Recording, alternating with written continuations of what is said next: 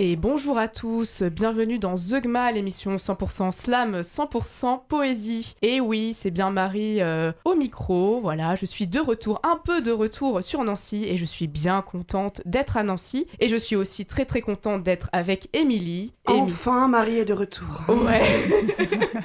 Ouf. Et puis contente aussi de faire cette émission avec toi. Merci bien. Voilà, de pouvoir aussi, c'est super. Moi, à chaque fois, j'écoute tes émissions, Émilie, et puis je me dis, oh là là, c'est trop chouette, j'aimerais bien être avec toi, etc. Donc voilà, je suis enfin avec toi, mon rêve se réalise. Et aujourd'hui, nous accueillons Clotilde qui vient une deuxième fois dans cette émission. Bonjour Clotilde. Bonjour Marie, bonjour Émilie, merci de m'accueillir. Et bah oui, je suis ravie d'être de retour à Nancy. Oui, et puis moi je suis très très contente de t'accueillir Clotilde parce que moi je suis une grande fan de ce que tu fais. Merci. Voilà, on va pouvoir en parler un peu, tout de suite carrément. J'ai écrit un petit texte pour introduire cette émission, que tu as lu bien sûr, hein, Clotilde. Ce texte est le suivant. Debout 30 ans après, de Clotilde Pratt, est un spectacle rempli de combats, de résilience et d'espoir. En tant que spectateurs, nous suivons les étapes d'un long processus, d'un chemin sinueux qui nous porte aux côtés de Clotilde, randonneuse aguerrie, qui nous ouvre la voie initiatique de sa propre vie, mais qui fait également écho à nos propres existences, qui en devient par conséquent universelle. Les mots projetés dans la salle de spectacle de la MJC Bazin réhabilitent les victimes parce que, malheureusement, il faut encore le faire, dépasse les montagnes de la honte qui peut être ressentie pour se faire soutien, ouvre les yeux, conscientise un problème et pointe du doigt le fait que la douleur n'est jamais prescrite. Le temps ne guérit jamais et pose justement un pansement. Debout 30 ans après est un spectacle poétique, maîtrisé, à la plume aiguisée, incisive, un spectacle touchant, drôle, qui touche en plein cœur et en pleine tête, un spectacle plein d'amour. Oui, ce spectacle est d'utilité publique. En un mot, merci.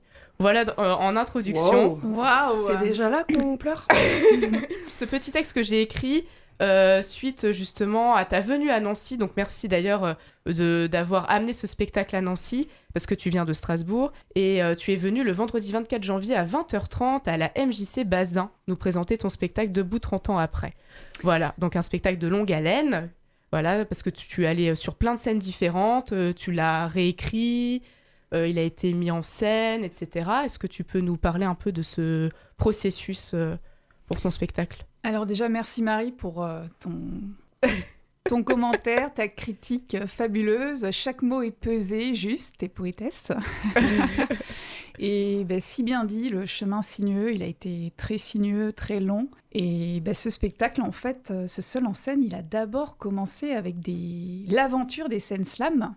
Et il se trouve que j'ai débuté le slam il y a 2 ans et j'ai commencé à partager des textes sur mon histoire. Et il se trouve que, juste pour rappeler le slam, en fait, ce qui est super, c'est que les scènes slam se passent souvent dans des bars, on vient, c'est de l'expression libre, on peut dire ce qu'on veut, on a 3-4 minutes au micro. Et ça a été une opportunité pour moi donc de partager mon histoire à travers la poésie. Et il se trouve que j'ai lancé ça un peu comme ça, et j'ai été effarée par les retours public, des spectateurs, spectatrices qui venaient me voir. Waouh, mais merci de parler de ça, de mettre des mots là-dessus. Je m'identifie, ça résonne, c'est fort. Et là, je sais pas, mais voilà, j'ai lancé quelque chose dont j'ai pas eu conscience de la répercussion, en fait.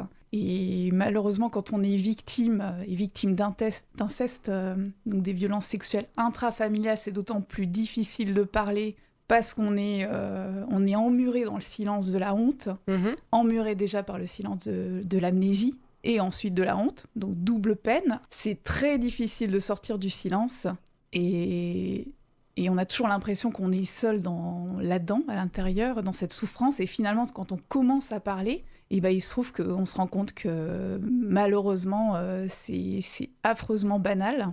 Et il faut parler. Et ça s'est imposé à moi donc à partir de cette émergence, de ce début, on va dire, de scène slam. Il y a eu tout un long processus jusqu'à la mise en scène, en fait, d'un spectacle. Et du coup, moi, donc tu parles de... Voilà, tu t'es lancé dans le slam. Et pour parler de ce sujet, est-ce que tu t'es dit... T'écris pour libérer juste un truc et je suis face finalement à des gens qui connaissent pas mon histoire, advienne que pourra, ou finalement il y avait même pas ça derrière, et c'est les retours après qui ont fait que tu t'es dit... j'ai bien compris que c'était les retours qui ont fait après que tu t'es dit, waouh, ça parle à des gens, quoi. À beaucoup plus de gens que je ne le pense, mais la démarche avant, c'est-à-dire d'écrire là-dessus, c'est quelque chose de... Moi, je trouve, quand j'écris, d'intimiste. Voilà. Du coup, c'est vrai qu'à la base, on écrit d'abord pour soi parce qu'il y a un réel besoin, un besoin vital. Voilà, c'est une forme de catharsis. Et il se trouve que j'ai commencé à lire mes textes dans un cercle intimiste de copines. Et juste là, de voir la répercussion de plusieurs copines qui ont aussi été victimes de violences sexuelles. Voilà, j'ai compris d'écrire pour moi et pour les autres, en fait, finalement. Et quand tu parles de quelque chose d'ultra intime, finalement, tu parles d'une histoire universelle. En fait, mon histoire n'est plus mon histoire, c'est une histoire universelle. Et oui, et donc à partir de ce moment-là aussi, ça crée aussi une protection par rapport à toi, parce que comme c'est quand même de l'ordre de l'intime, il y a ce côté-là aussi, où si ça devient un peu universel, voilà, ton message. Je sais pas si tu te sens protégée par ça, ou le contraire même. Parce qu'après, il y a des débats, non après tes spectacles. Ouais, c'est délicat. C'est du délicat, coup, c'est vrai qu'au fur et à mesure du processus créatif, j'ai dû en fait poser mes limites, structurer, cadrer, me protéger. C'est ça. Parce que je lançais quelque chose. Ok, donc déjà, protégée par mes mots et par la poésie, quelque part. Finalement, je me mets en scène et je mets en scène mon histoire. Ce qui fait la barricade, c'est le côté artistique. Et en même temps, ça a été aussi difficile de travailler avec Marie-Jo Bécano qui m'a suivie en regard extérieur, jusqu'où on pouvait travailler les émotions, l'histoire, pour pas que je m'écroule aussi, en fait. Donc, il y a toujours eu un équilibre très subtil à trouver pour que je tienne, en fait, sur la scène. Voilà, d'ailleurs, on en reparlait, là, on disait c'est quand même quelque chose d'impossible, en fait, c'est un paradoxe complet de parler de sa propre histoire et... Sans s'effondrer, ou sans la revivre, quoi. C'est ça, c'est ça, sans la rejouer. Juste la transmettre, et c'est compliqué. C'est ça. Mais avec des émotions quand même. Voilà.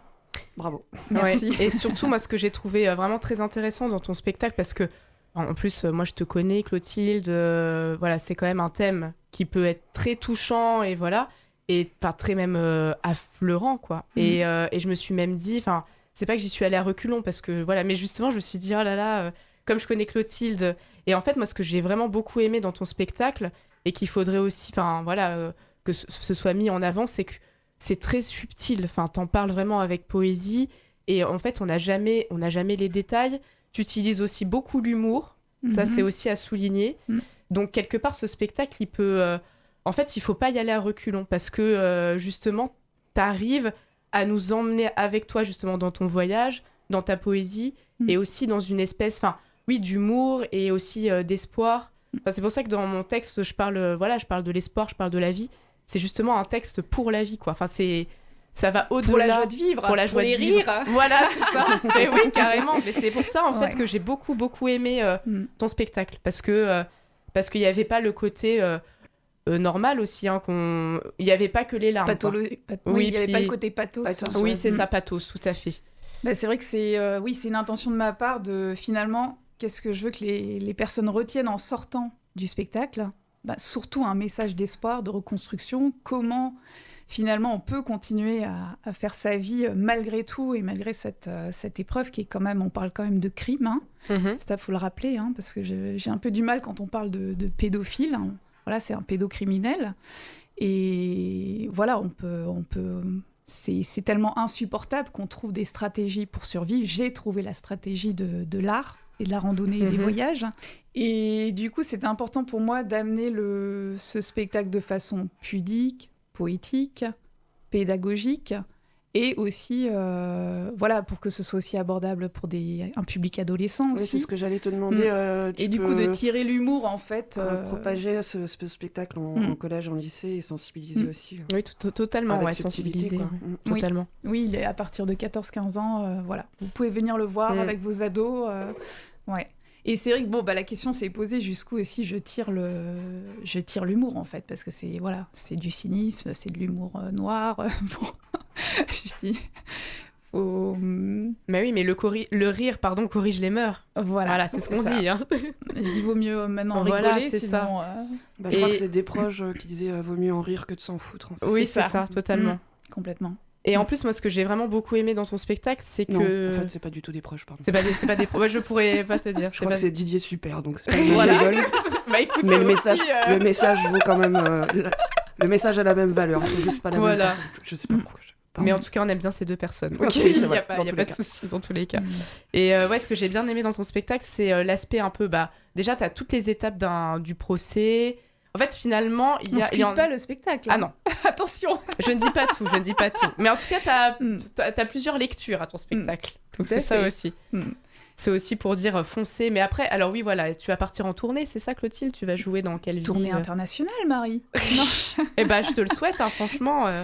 Maubeuge, Melun. Attends, la première scène de théâtre donc à la MJC Bazin, voilà. Oui. Merci Nancy. Nancy a cru en moi, m'a fait confiance. Et là, j'ai fait 2 soirs de représentation à Nous Tous, qui est un lieu à Strasbourg dans une église. Et en fait, c'est un lieu maintenant de spectacle et culturel. Et c'était très fort parce que c'est un lieu magique et symbolique. Et alors... Voilà, ce qui était fort, d'autant plus fort que donc c'est un spectacle que j'ai déjà tourné plusieurs fois.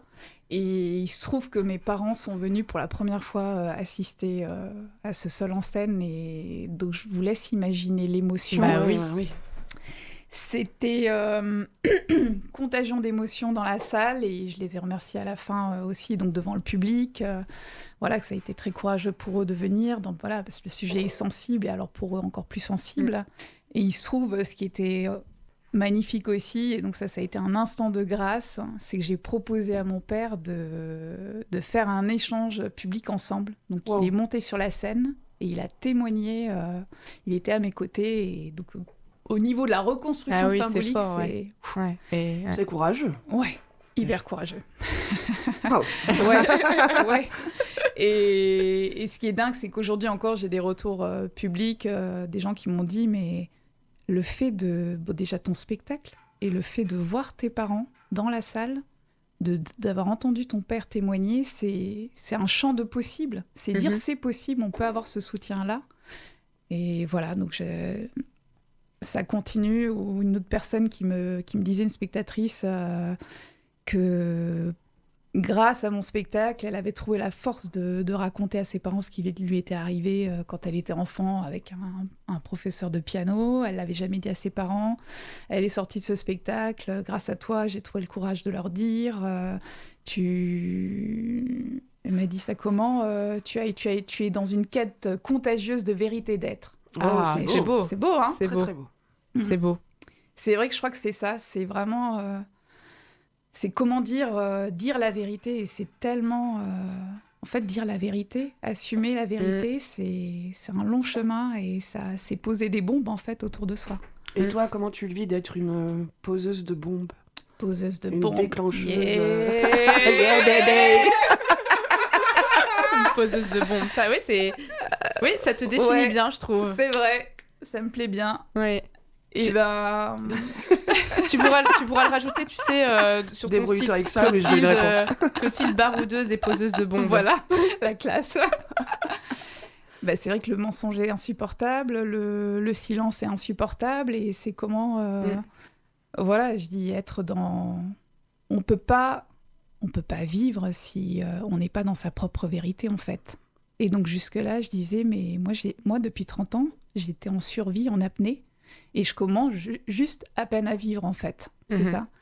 Et je sais plus quelle grande écrivaine disait très bien, justement, je me raconte ma propre vérité pour que les gens se racontent leur vérité.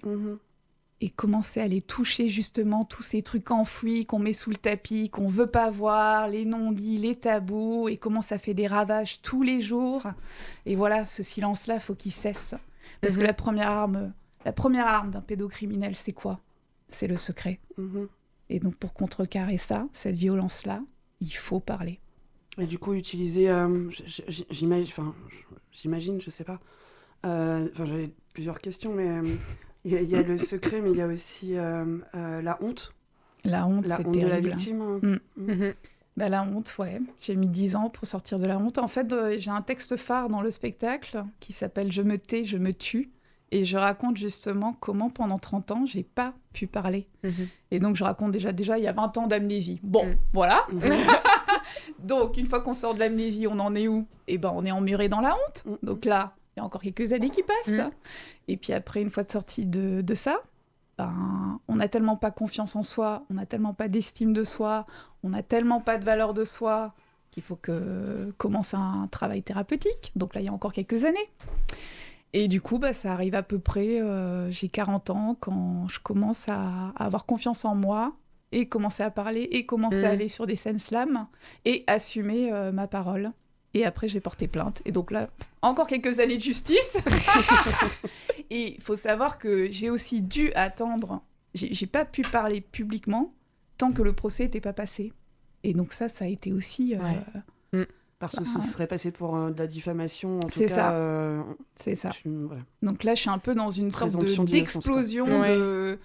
Ouf, enfin, je peux exister, quoi. Et visiblement... J'ai pas vu de spectacle, mais ça marche plutôt bien, quoi. L'explosion. Oui, quand t'es poseuse de bombes, en même temps, il y a un moment donné, ça explose. Mais... Non, mais ce qui est dingue, c'est que je dis, ce spectacle, il s'est imposé à moi. Et ce qui est fou, je dis, c'est... Voilà, j'ai posé une petite graine avec les scènes slam. Et après, il se trouve que j'ai participé à un truc génial qui s'appelle La Marche du Rêve. D'ailleurs, qui a été créé par Nicolas Andrieux, un conteur des Vosges. Et il se trouve que La Marche du Rêve, c'est... En fait, on est poètes, slameurs, danseurs, on est tout un groupe de troubadours. On va aller marcher dans des villages, on va de village en village, et on propose notre art, on propose un spectacle sur mesure chez les gens, contre un toit. Voilà. Donc c'est un peu d'amour et d'eau fraîche et de poésie. Super, ça. Ouais. Et il se trouve que j'ai participé à la 6e Marche du Rêve en Ariège il y a 2 ans. Et dans ce cadre-là, avec les marcheurs et marcheuses du rêve, j'ai dit, tiens, il faut que je teste si... J'étais au début de cette création du spectacle et je me suis dit, je vais déjà voir si le filage de mes textes se tient. Et je leur ai présenté ça. Il n'y avait pas encore de scéno, de décor, Et là, ils m'ont tous dit, mais... Non, mais là, faut y aller. Là, c'est... C'est incroyable ce que tu racontes, ce que tu oses. Et ça a été la marche du rêve... Ça a été le déclencheur aussi. Et ça se passe tous les ans, du coup ? Et ça se passe tous les ans. Et d'ailleurs, on repart là en avril, en Ardèche. D'accord. Okay. D'accord, ça change. C'est ma question, j'allais demander, parce que tu parlais d'Ariège, ça se déroule dans différentes régions. Voilà, dans différentes régions de France. Et bon, peut-être qu'on pensait aussi faire... peut-être dans un pays francophone un jour. On ne sait pas encore trop comment, mais... Et il se trouve que oui, La Marche du Rêve a été créée suite au confinement. Et Nicolas Andrieux qui a dit, si les salles de spectacle sont fermées, nous, on amène l'art chez vous, chez les gens. C'est très bien, ça. Ouais. Et voilà, donc il y a eu La Marche du Rêve en tremplin. Et puis après, il y a eu... Donc l'an dernier, j'ai lancé le spectacle dans une galerie d'une copine architecte, Pascal Marion, à Galerie Mauam, à Strasbourg. Et donc, c'était un peu un espace informel. Il n'y avait même pas de siège. J'ai dit, on va mettre des coussins. Et je ne m'attendais pas à ce que, en fait, la salle, toutes les dates que j'ai fait, salle pleine, jauge pleine. Ouais. Du coup, ça débordait de partout. Et voilà, donc c'était génial parce qu'il y a eu... Il y a eu les amis, il y a eu tout un réseau, les amis des amis, le bouche à oreille. Et c'était incroyable, quoi. Comment... ce public aussi, toute la chaleur du public. Et, oui, finalement, t'étais plus seule, en fait. C'est ça. Ouais. Et je crois... oui, c'est ce que je dis aussi dans le spectacle, c'est que... Je pense que c'est un peu... poseuse de bombes, et c'est ma revanche sur le fait que... Parce qu'il faut quand même savoir que quand j'ai porté plainte, l'audience a eu lieu en plein confinement. Donc, autant dire qu'elle n'a pas eu lieu et qu'elle a été reportée. Et quand elle a eu lieu en 2021, c'était conditions Covid, donc jauge limitée, port du masque. Donc ça a été affreux pour moi.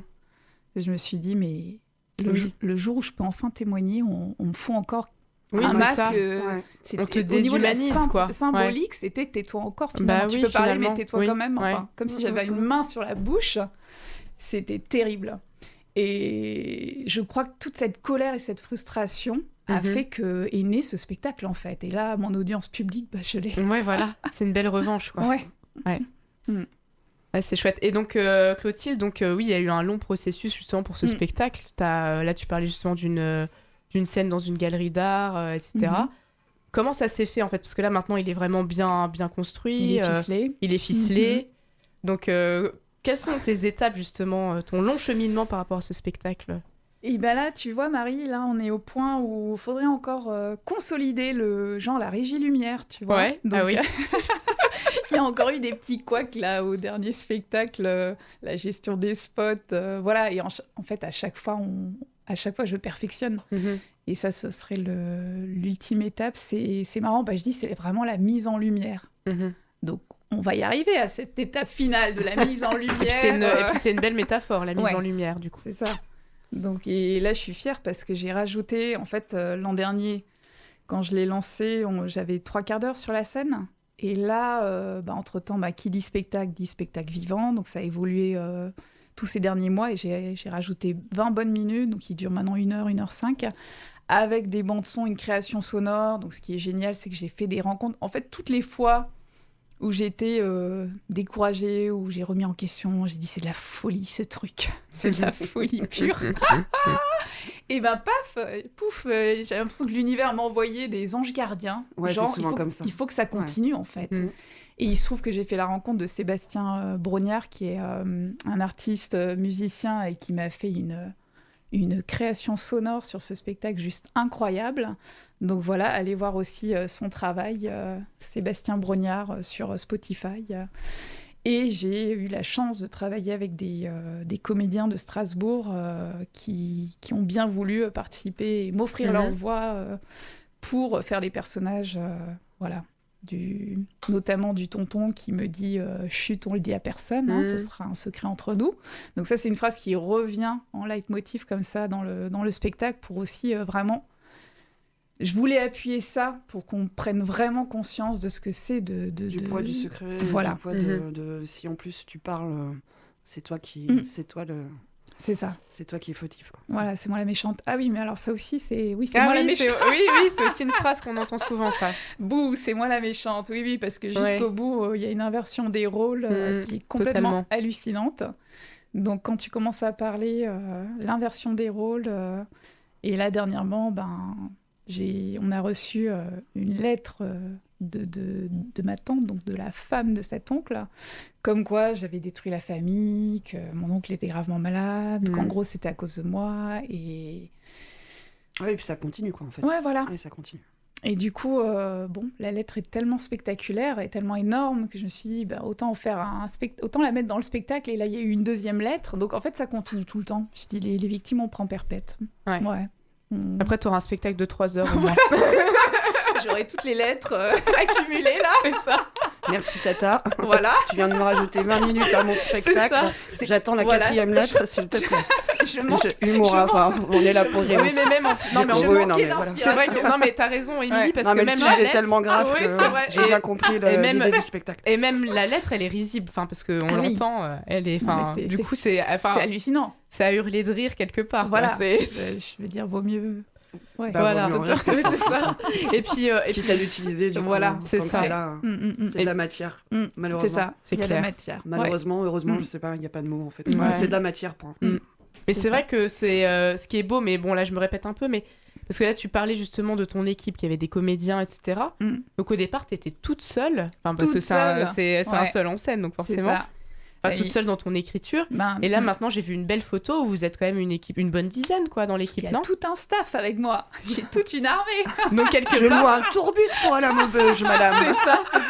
Donc, quelque part, ton message, il est porté par beaucoup. Je veux dire, il y a une portée... ce qui est hallucinant, c'est vrai. Je me suis sentie pendant trop longtemps très seule. Et même encore, en créant ce seul en scène, c'était l'écriture solitaire pour aller puiser vraiment à l'intérieur.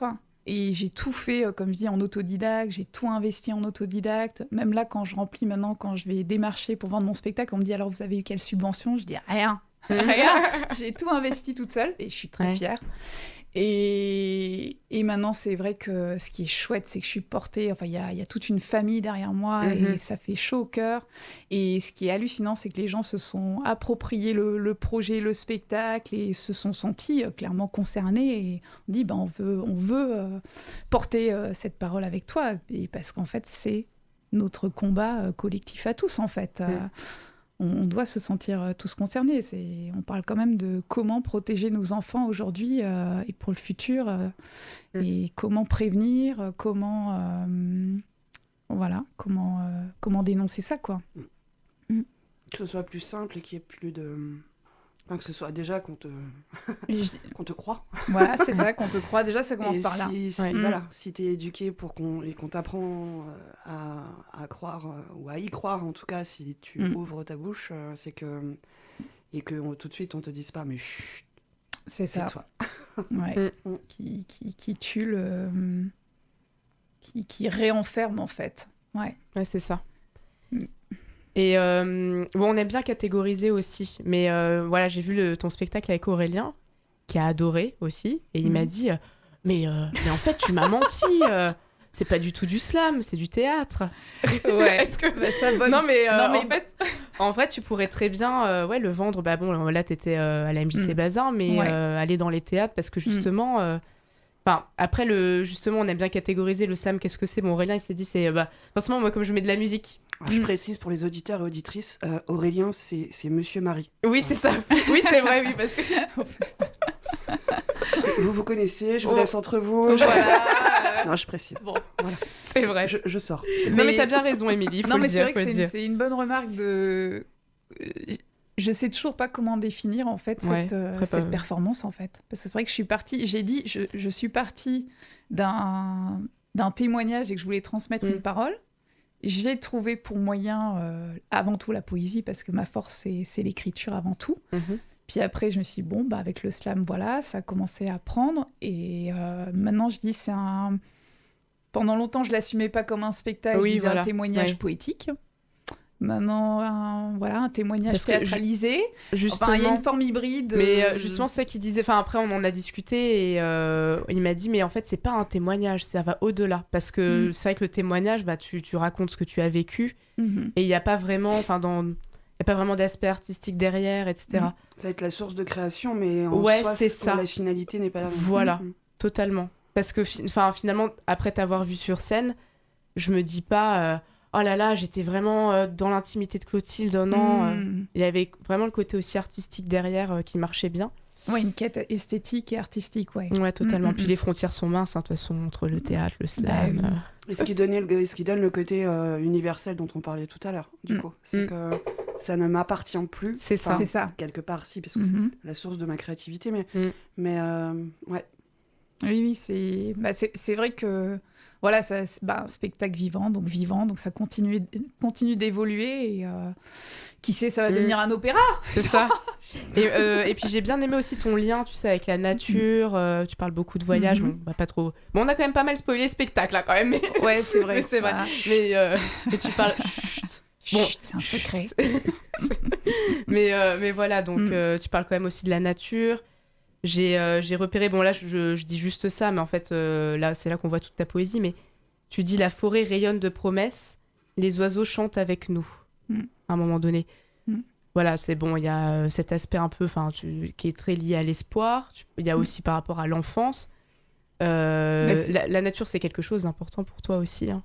C'est fondamental. Et c'est aussi pour rappeler que l'enfance, en fait, la nature, c'est la beauté du monde et peut-être juste être dans cet émerveillement de tout ce qui est beau autour de nous, en fait. Et se rappeler que, waouh, la vie, elle est belle et ça vaut le coup de continuer et d'être là, d'être debout. Et c'est vrai que moi, ce qui m'a beaucoup aidée, c'est justement les randonnées. J'ai fait énormément de trek dans les montagnes. en France et au Maroc, dans le désert. Donc ça a été aussi un chemin initiatique. C'est la traversée du désert dans tous les sens du terme. Et voilà, je dis la nature, les montagnes, je dis toujours, ce sont des thérapeutes qui s'ignorent. Et moi, ça a été une manière de me reconstruire aussi. Oui. J'allais dire, ouais, ton secret, tu peux le dire aux arbres, tu peux le dire aux oiseaux, tu peux le dire à la dune. C'est ça. Et ça doit être libérateur, ouais.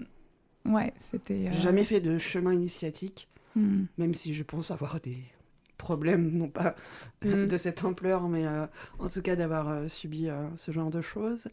Mais ouais, c'est quelque chose de hyper ressourçant. On revient à ce qu'on est et sans tout ça, quoi. Ouais, moi, c'est comme ça que je vois les choses. Après, justement, je veux savoir ce que toi, tu... Moi, j'encourage à être dans le mouvement. C'est vrai que je dis le mouvement m'a sauvée et j'ai trouvé un équilibre dans le mouvement. Et c'est vrai que quand les idées noires, elles reviennent, qu'il y a c'est tous ces flashs qui sont insupportables. Et je pense que toutes les victimes d'inceste et d'agression sexuelle me comprendront. C'est tellement insupportable dans le cerveau, dans le corps, dans la tête, dans ce qu'on a subi, alors moi j'encourage, faut être en mouvement et se déplacer, marcher, ça permet de... c'est comme, je fais aussi beaucoup de danse, donc la danse libre aussi, la danse des 5 rythmes, et souvent les profs disent, il faut shaker les cellules, c'est faire bouger les cellules du corps pour faire bouger aussi les idées fixes, les idées noires, les angoisses... Voilà, donc j'encourage la danse libre, c'est top. Mais c'est vrai que c'est très lié. Je suis une grande fan. Alors, du coup, j'aimais Clotilde dès que je suis arrivée. J'aimais un peu plus Clotilde depuis le début de cette émission. Elle parle de danse libre, de danse des 5 rythmes, etc. L'ecstatic dance, transdance. C'est vrai que ça fait du bien, de toute façon. Le corps, on oublie dans notre société, on oublie souvent le corps. Moi, je l'oublie pas. Pourtant, tu vois, j'ai des formes, etc. On pourrait me dire, voilà... Et si moi, il y a bien un art dans lequel je me fous vraiment d'être jugée.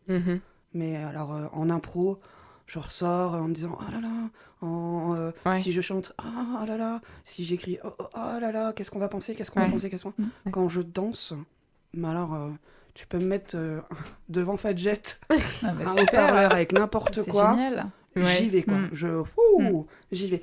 Donc, c'est quand même aussi un art très libérateur. Ah oui, totalement. Oui, puis d'ailleurs, en parlant du corps, justement, ce que je voulais aussi dire, c'est que moi, ce qui m'a beaucoup aidée, c'est les thérapies psychocorporelles, en dehors des séances chez la psy où on parle. À un moment donné, il faut que la mémoire du corps, il y ait quelque chose qui lâche, qui soit guéri.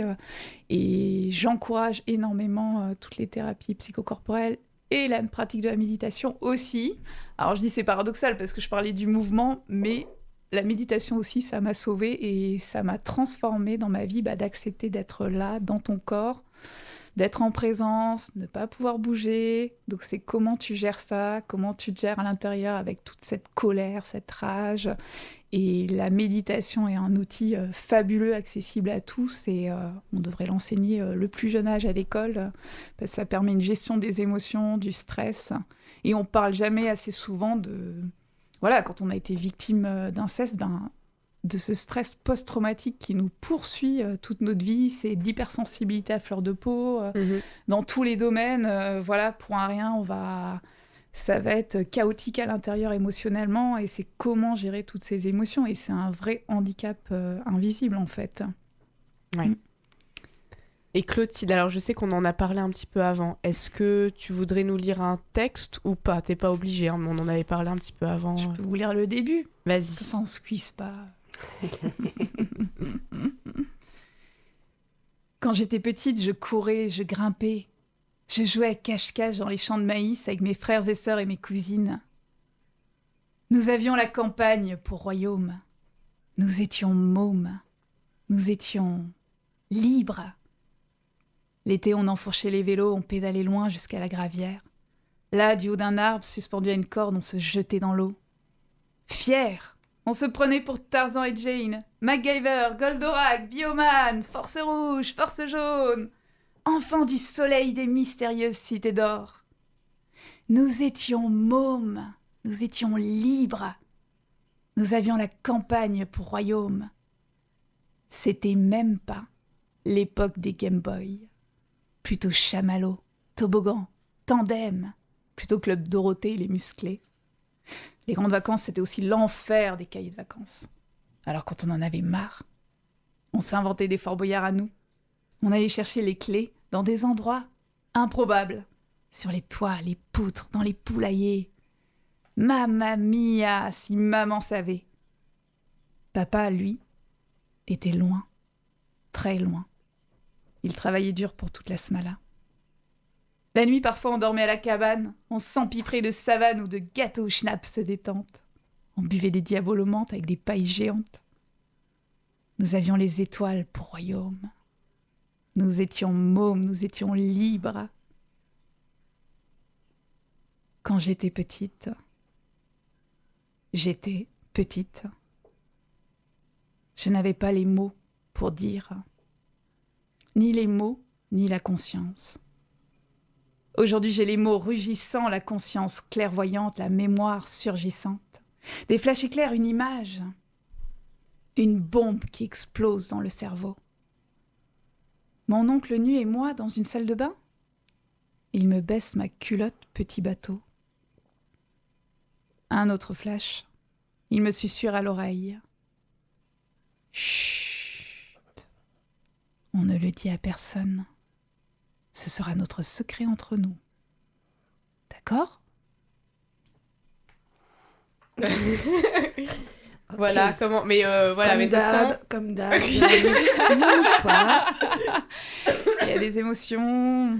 Oui, mais en tout cas, ça... Enfin, moi, je suis toujours... Enfin, je suis fan. Voilà. Fan, voilà. Voilà, je suis fan. Je sais pas quoi... Mais c'est vrai qu'on sait pas quoi dire après. C'est tellement fort que... Voilà. Bah oui, ça Mais- laisse... Bah, Ouais, ça laisse sans voix. c'est vraiment, en fait, on parlait de poseuse de bombes. Oui, voilà. C'est-à-dire que là, on est... Enfin, moi, je suis de la même génération que toi, parce que Goldorak, Club Dorothée, enfin, tout ça me parle. Années 90. Et voilà, c'est Mhm. exactement ça. Les mystérieux Et cités du coup, il y a quelque chose de très... Voilà, on est là, on gambade dans la forêt, on est là dans la cabane, on est là à regarder les étoiles, et poum, t'as la punchline. Ouais. C'est ça, t'as la- Du coup, une punchline, c'est pas forcément Oui, oui. humoristique. Hein, elle arrive, mais genre, bon, ok, Prends-toi ça. prends-toi C'est ça. ça. Et la thématique est donnée, et voilà. Je trouve ça chouette. Oui, Merci. et puis il y a des allers-retours en plus très souvent comme ça. Mais bon, je ne spoil pas le Spoil spectacle. pas, bah non. Mais non, mais en tout Sûrement, cas, peut-être foncez, l'occasion, foncez. Venez le voir. Alors quand- oui, c'est quoi Alors, tes bon. prochaines dates? On est en train de voir ça, peut-être pour mai. C'est pas encore confirmé, mais mai à Strasbourg. Bah, je vous redirai ça. Suivez-moi sur les réseaux. Oui. Poétiquement Clotilde Pratt sur Facebook et Insta. Et vous pouvez me retrouver aussi mon site, clotildepratt.fr. Et voilà, enfin, je suis en démarchage et en lien avec des salles et des... J'attends confirmation, donc on va pas encore spoiler si... Ok, ça marche. Et Clotilde, on arrive un peu à la fin de l'émission, malheureusement. Enfin, bon, après, on pourrait parler avec toi C'est passé pendant vite, hein. Ouais, trop. Ouais, c'est 4-5 bizarre, heures. hein. Attends, je regarde. Ah ouais. Ah oui, ouais. Ouais, déjà, Mais finalement. on peut... Oui, vas-y, dis-moi. Non, je voulais juste dire aussi, dans le cadre du spectacle, en fait, je propose aussi, après le spectacle, un débat avec Ah en oui, général, une discussion, un échange avec une association compétence contre la lutte contre les violences sexuelles. Et notamment, j'ai eu l'occasion de faire des débats avec SVS, donc c'est Stop aux violences sexuelles, et une association avec une équipe compétente de médecins, psy, juristes. Donc voilà, si des fois il y a des besoins autour de vous... SVS, ils ont un superbe site internet, n'hésitez pas, c'est très bien fourni. et puis c'est important aussi de parler de ça aussi. Et Clotilde, pour clôturer l'émission, est-ce que tu voudrais faire un petit jeu? Vas-y. Je sais pas ce qui Bon, m'attend, mais... On en a plein. Ne C'est vrai que la dernière Ne t'inquiète fois... pas, ne t'inquiète pas. Parce que tu es venue il y a un an, mais j'avais pas encore... je m'étais pas encore dit, tiens, on ferait bien un petit jeu à la fin de l'émission, c'est sympa. On peut s'essayer... Bon, après, c'est celui que je mets régulièrement, donc il n'y a aucune surprise. On peut s'essayer au portrait chinois, si tu veux. Ok, Ça te dit? allez. Si tu étais un livre, tu serais... Si j'étais un livre, je serais... Il y en a plusieurs. Ouais, mais c'est celui du moment. Un livre Allez. de Bobin. Ah oui. Christian Bobin. Christian Bobin, ouais. J'ai plus le titre Soleil, quelque chose avec Soleil, mais voilà. Soleil. Ah bah du coup, je me rends compte que je te l'ai faite peut-être. Ah, Je t'ai fait le jeu. Parce ouais. que tu m'en avais déjà parlé. Ou alors non, c'était dans tes inspirations. Oui. Et c'est toi. Mais Ah oui, voilà, c'est c'est toi qui me l'as fait connaître et j'aime beaucoup. Voilà. Si tu étais une chanson, tu serais. Si j'étais une chanson, je serais Happy de Pharrell Williams. Ah, génial. Génial. Et ben, je la mettrai en fin d'émission. Super. Je la mettrai en fin d'émission. Comme ça, je pourrais aller danser devant Fadjet. Yes. Bah voilà, c'est pour Émilie. Et puis moi aussi. Enfin, on va danser toutes les trois, tiens. Si tu étais un poème, tu serais.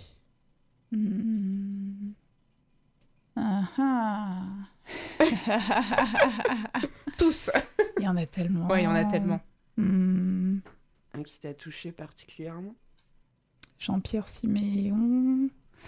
Bah, il y en a plusieurs. On peut dire la poésie de Jean-Pierre Siméon. Voilà. Super. Et un truc rigolo. Vous me prenez de court, les Si filles, tu là. Non, mais si tu... un Moi, truc j'ai rien rigolo. fait. Si tu... La nana qui se dédouane. si tu étais un animal, tu serais. Un dauphin. Ah, bien. D'ailleurs, j'ai eu la chance de nager avec les dauphins en mer Rouge en octobre dernier, en Égypte. Oh là là. Un truc de là fou. là. Une Mais- centaine de dauphins avec moi. Génial, mais il faut Un nous truc de emmener malade quand c'est mental. comme ça. Hein. Ah Faut ouais, nous ouais. appeler. Hein. Bah oui. On fait une émission. J'emmène mon fils aussi qui est passionné d'Égypte. Bah qui va voilà. à l'Archéo. On fait une émission là-bas, il n'y a pas de problème. Ah, mais Non. carrément. On On va ira pas, demander des fonds à Radio Fadjet. Oula. Voilà. De l'associatif quand même qui font d'ailleurs. Oui, c'est vrai. On le rappelle, les futures lois sont un petit peu dangereuses pour toutes les radios associatives Ouais. de Voilà. France. Donc soutien à Radio Fadjet. Soutien Radio Qui, Fadjet. rappelons-nous, A fêté ses ses 40 ans. Joyeux anniversaire. Joyeux anniversaire. Oui. Voilà. Mm. Et allez, une petite dernière. Bah tiens, Émilie, t'as une idée ou pas pour le portrait chinois? Ouais. Si t'étais un chanteur ou une chanteuse, tu serais qui? Gaël Faye. Ah, Bah bah ouais. parfait. Bah Yes. ouais, Parfait. En termes de poésie en même Une temps, plume, je sais une pas pourquoi plume ça ne m'étonne incroyable. pas. On l'adore, on l'adore. Ouais. Eh bah super. Bah en tout cas, moi, franchement, j'ai passé un super moment. Je crois que c'est. Alors, Je crois que c'est réciproque. Ouais, en fait, voilà. voilà. Je crois qu'on est bon, hein.